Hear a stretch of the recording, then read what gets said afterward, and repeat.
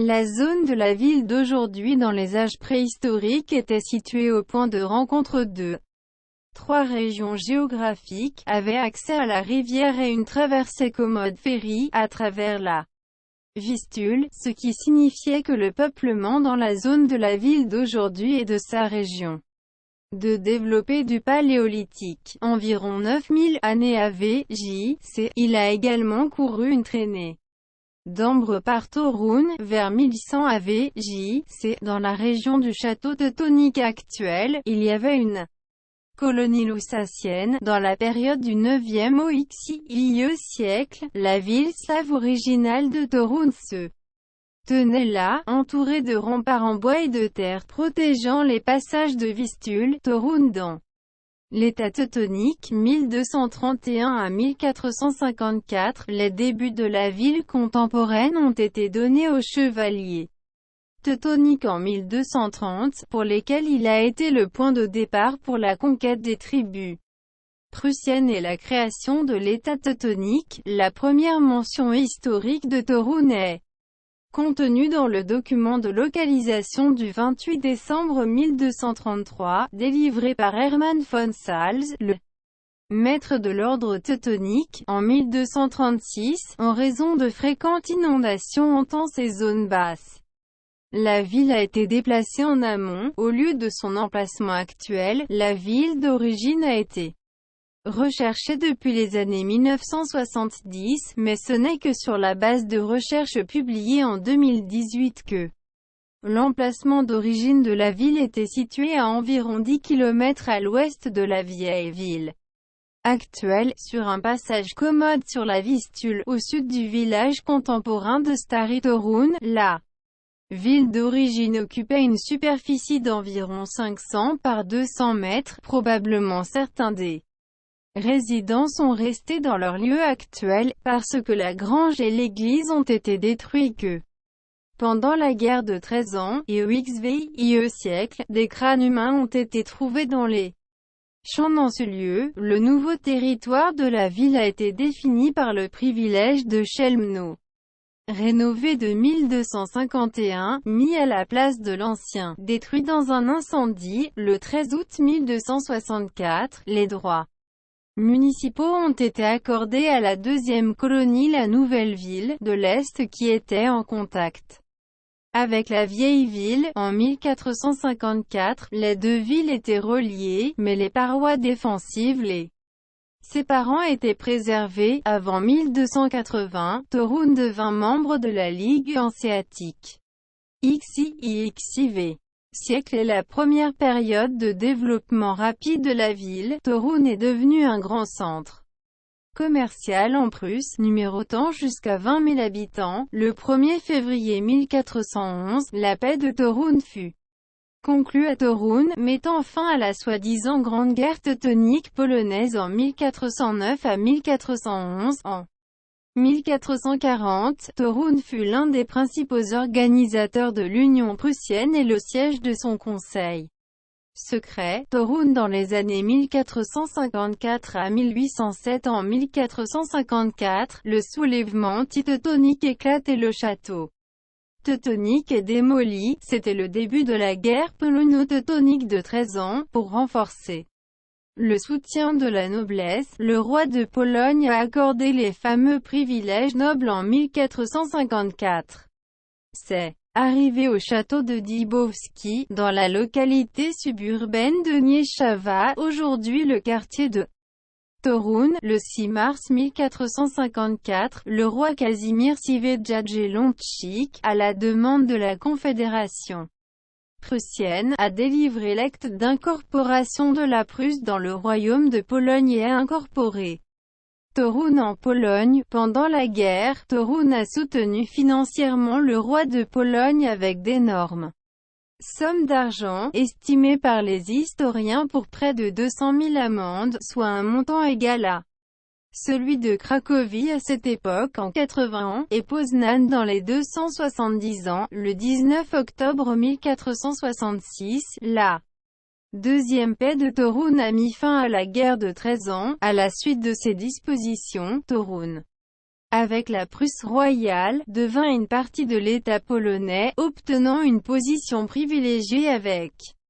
Gdańsk et Elblag. Déjà au cours de la guerre de 13 ans, Toruń reçut du roi Kazimierz Jagiellonczyk le privilège que l'on appelle Kazimirian, en particulier le soi-disant grand privilège de 1457, qui a défini les principes de l'autonomie politique de Toruń et la base de la loi et l'indépendance politique et sa forte économie jusqu'aux cloisons du Commonwealth et son incorporation dans le Royaume de Prusse en 1793. De cette façon, Toruń, comme Gdańsk et Elblag, se démarqua contre d'autres villes polonaises. La période de la 16e et la première moitié, le XVIe siècle est le moment du développement rapide de Toruń. La ville agrandie, riche sur le commerce de la Vistule, une composition de sel et de marchandises salées, grandes foires annuelles internationales. En 1576, il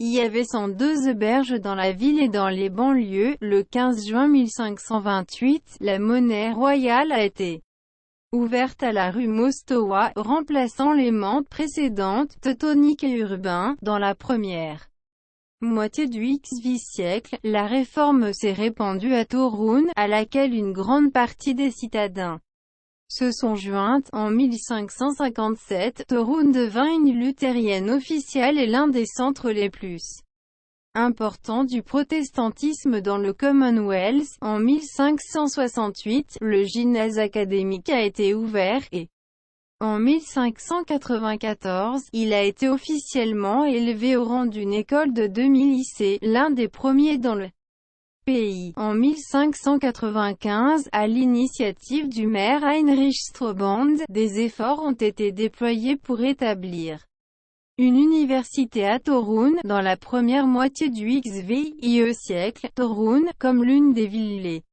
plus grandes et les plus riches dans le Commonwealth polonais-lituanien, a vécu, selon les estimations, d'environ 12 000 jusqu'à 20 000 résidents, grâce aux privilèges et à la position économique Toruń et son patrimonium malgré le fait qu'il était situé dans la région de Chełmno et sa plus grande ville ont été exclus de l'administration de voïvodie, constituant une unité autonome. La seconde moitié du XVIe siècle a été un moment d'affaiblissement de la ville en raison de la guerre en cours dans sa région. En 1629, la ville repousse le premier siège des Suédois. La construction des fortifications de bastions commença, grâce à laquelle Toruń devint l'une des forteresses les plus puissantes du Commonwealth. En 1645, le colloque Charitativum a eu lieu dans la ville, la seule rencontre œcuménique au monde pour réconcilier les catholiques et les protestants.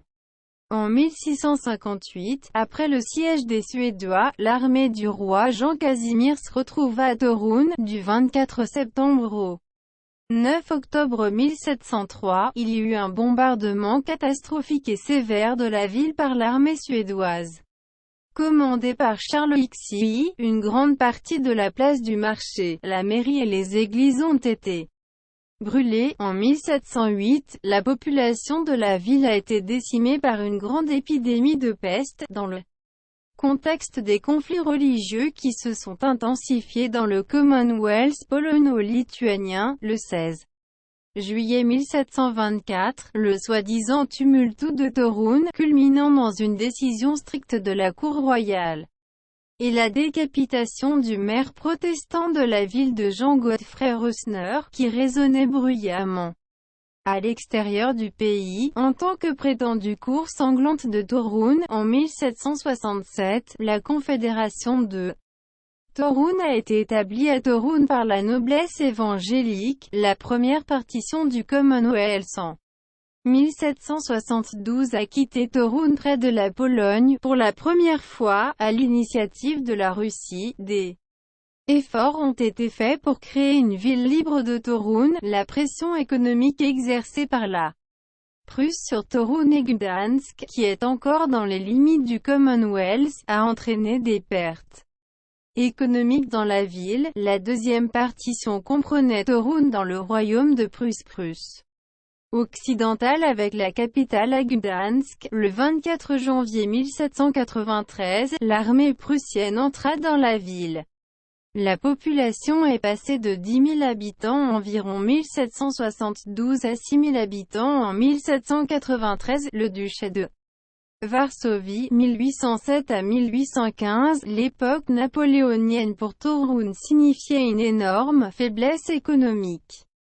Des contributions et des destructions, en vertu du traité de Tilsa, le 7 juillet 1807, Toruń s'est retrouvé au duché de Varsovie. Le 21 avril 1809, pendant 3 semaines, Toruń devint la capitale du duché de Varsovie, étant la résidence du gouvernement évacué de Varsovie, en janvier 1813, préparant la ville pour le siège de l'armée russe, à la demande du maréchal de français Louis Davout. Presque toutes les banlieues de Toruń, y compris Podgorze, Mokre, et les villages suburbains ont été démolis. Cela n'a pas empêché la ville d'acquérir les Russes en avril de la même année pendant 2 années consécutives, période prussienne, 1815 à 1920, après la défaite de Napoléon, le 22 septembre 1815, en vertu des dispositions du Congrès de Vienne, Toruń retourna en Prusse. La période du X siècle et le développement économique modéré et de nouveaux investissements, entre autres, la construction de la police municipale et la détention à Walar Général Sikorski a été construit, le tribunal de district de la rue Piekary, le comté et le bureau du comté, la banque du Reich, le théâtre municipal, le bureau de poste et la cour d'Artus sur la place de la vieille ville, l'hôpital municipal de la rue Przedzamsk, un hôpital civique à la rue de Slovakiego, un hôpital d'Iconian à la rue de Batorego, un abri pour les personnes âgées et les infirmes à Sienkiewicza Street, école secondaire pour garçons à la place Sainte-Catherine, école industrielle de Walar Général Sikorskiego, une école commune à Bydgoszcz Przedmieści, un séminaire d'enseignants catholiques et un séminaire d'enseignants évangéliques à la rue Sienkiewicza, le moulin de Richter, un gasworks municipal, des stations de pompage de waterworks et beaucoup d'autres. La limitation pour le développement de Toruń à cette époque était son statut de bastion important situé à proximité de la frontière russo-prussienne et des règlements de construction connexes, interdisant en principe, la construction de bâtiments en maçonnerie à l'extérieur des remparts de la ville. Ces restrictions n'ont été assouplies que dans les années 1880, après la construction du forteresse. En 1862, la première ligne de chemin de fer reliant Toruń à Varsovie et Bydgoszcz a été ouverte, grâce à la construction d'un pont ferroviaire sur la Vistule en 1873 et à la ligne de chemin de fer Berlin-Ouistrugg. La ville devint une importante jonction ferroviaire. En 1899, la première ligne de tramway électrique a été ouverte. En 1900, Toruń devint une ville powiat Stadtkreis, dans la régence de Kwidzyn, dans la province de Prusse occidentale. En 1906, la zone de la ville a été agrandie en rejoignant la municipalité de Mokre. Retour en Pologne, 1920 à 1939, après la Première Guerre mondiale, à la suite du traité de Versailles, Toruń a reçu une renaissance en Pologne. Le 18 janvier 1920, les troupes allemandes quittent Toruń, la ville, qui est le siège des organisations sociales et scientifiques polonaises qui affectent l'ensemble de la Poméranie et de la Warmia. 37 356 habitants en 1921, est devenue la capitale de la voïvodie de Poméranie et a commencé à regagner son ancienne position de prépartition. De nouveaux lieux de travail ont été créés, par exemple, les usines d'engrais Polchem, et les bâtiments d'utilité publique tels que Direction des chemins de fer d'État de Poméranian, Banque d'épargne municipale Harmonica célèbre. Banque agricole, Direction des forêts d'État, Assurance sociale, Maison sociale et d'autres. En 1933, le deuxième pont sur la Vistule a été ouvert. En 1938, une décision a été prise d'établir une université à Toruń en 1940 en tant que branche de l'université d'Adam Mickiewicz à Poznań, en 1939.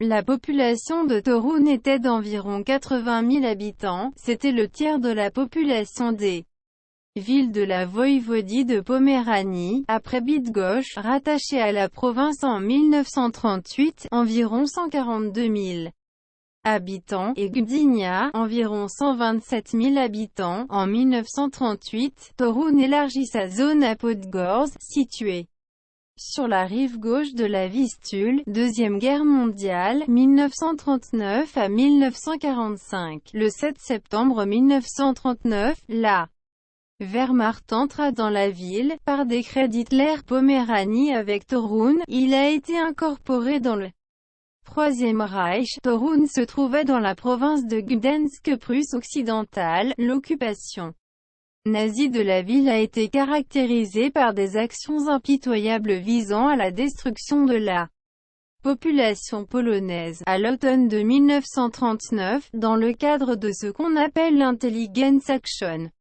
occupant a commencé des arrestations massives de représentants de l'élite sociale et intellectuelle polonaise de Toruń et les villes voisines, à la suite d'un seul tour d'horizon, réalisé le 17 à 21 octobre. Entre 600 et 1200 habitants de Toruń et du Powiat ont été arrêtés. Les prisonniers ont été placés dans un camp d'internement organisé au fort 7 de la forteresse de Toruń. D'octobre à décembre 1939, les prisonniers du camp ont été massivement exécutés par les SSC Lbsotchutz dans la forêt de banlieue de Barbarka. Au moins 600 Polonais ont été assassinés là-bas. Un article distinct, le crime à Barbarka. Des exécutions de Polonais ont également eu lieu dans le puits de gravier d'Olek près de Toruń. Le nombre de la population polonaise a chuté à environ 15 000 en 1938, environ 78 000 en novembre 1940, le camp de la mort de Szmalkówka a été créé, et après un an, il a été transformé en un camp punitif et répressif. Environ 20 000 ont traversé, personnes, et environ 3 000 morts, dont environ 400 enfants. En juillet 1943, le camp a été liquidé et les prisonniers ont été envoyés dans des camps à Stotów et Potulis. En janvier 1945, plus de 18 000 soldats nazis défendirent Toruń transformé en forteresse. En janvier 23 à 25, les unités de la 70e armée du 2e front bélarussien encerclèrent la ville sur laquelle se disputaient les combats de fois. Pendant la nuit du 30 au 31 janvier, les Allemands ont cassé les genoux, se cassant dans Grudziądz. Le 1er février 1945, Toruń fut libéré de l'occupation nazie par l'armée soviétique. Près de 2200 soldats soviétiques ont été tués dans les batailles de la ville. Les corps de 269 tombés ont été enterrés sur la place en face de l'ancien arsenal. Plus tard, certains des cadavres ont été exhumés et un monument de gratitude de l'armée soviétique a été érigé sur le site des tombes. Période de la République populaire polonaise, 1945 à 1989, la ville en tant que substance historique précieuse a eu beaucoup de chance, car à part quelques épisodes significatifs, elle n'a pas été affectée par des dommages de guerre, qui est la participation de tant de villes polonaises, sur la base du décret PKWN du 31 août 1944, des lieux de détention, des prisons et des centres de travail forcés pour les criminels nazis.